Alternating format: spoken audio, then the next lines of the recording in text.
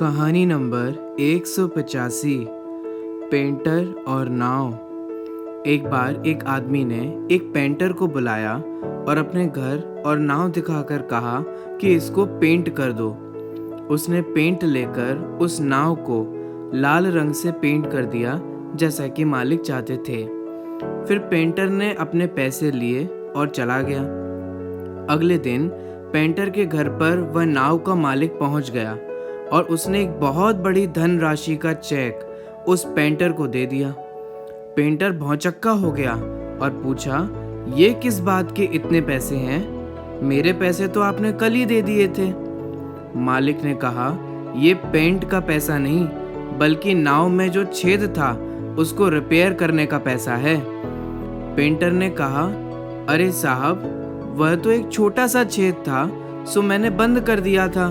उस छोटे से छेद के लिए इतना पैसा मुझे ठीक नहीं लग रहा। मालिक ने कहा, दोस्त, तुम समझे नहीं मेरी बात। अच्छा, मैं विस्तार से समझाता हूँ। जब मैंने तुम्हें पेंट के लिए कहा तो जल्दबाजी में तुम्हें ये बताना भूल गया कि नाव में एक छेद है, उसको रिपेयर कर देना है। और जब पेंट सूख गया तो मेरे दोनों बच्चे उस नाव को समुद्र में लेकर नौकायान के लिए निकल गए। मैं उस वक्त घर नहीं था, लेकिन जब लौट कर आया और अपनी पत्नी से ये सुना कि बच्चे नाव को लेकर नौकायान पर निकल गए तो मैं भौचक्का हो गया, क्योंकि मुझे याद आया कि नाव में तो छेद है। मैं गिरता पड़ता भागा उस तरफ जिधर मेरे बच्चे गए थे, लेकिन थोड़ी दूर पर मुझे मेरे बच्चे देख गए जो सकुशल वापस आ रहे थे। अब मेरी खुशी और प्रसन्नता का आलम तुम समझ सकते हो। फिर मैंने छेद चेक किया तो पता चला कि मुझे बिना बताए तुम उसको रिपेयर कर चुके हो। तो मेरे दोस्त, उस महान कार्य के लिए तो ये पैसे भी बहुत थोड़े हैं। मेरी हैसियत नहीं है उस कार्य के बदले तुम्हें ठीक ठाक पैसे दे पाऊं। इस कहानी से हमें यह शिक्षा मिलती है कि जीवन में भलाई का कार्य जब मौका लगे तो कर देना चाहिए, भले ही वह बहुत छोटा सा कार्य ही क्यों ना हो, क्योंकि कभी कभी वो छोटा सा कार्य भी किसी के लिए बहुत अमूल्य हो सकता है।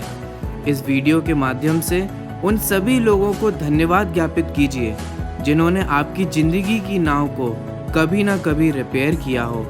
और ध्यान रहे, जब भी हमें किसी की नाव को रिपेयर करने का मौका मिले तो ऐसे मौकों को कभी भी छोड़ना नहीं चाहिए। बधाई हो, बहुत कम लोग ऐसे हैं जो अपने समय को ऐसी अच्छी कहानियों को देखने में इन्वेस्ट करते हैं, वरना आपके पास इस YouTube पर अपने टाइम वेस्ट करने के लिए कई सारे वीडियोस उपलब्ध थे। मेरे लिए आप सबके कमेंट्स बहुत मायने रखते हैं, इसलिए आपको ये कहानी कैसी लगी ये हमें कमेंट कर अवश्य बताएं।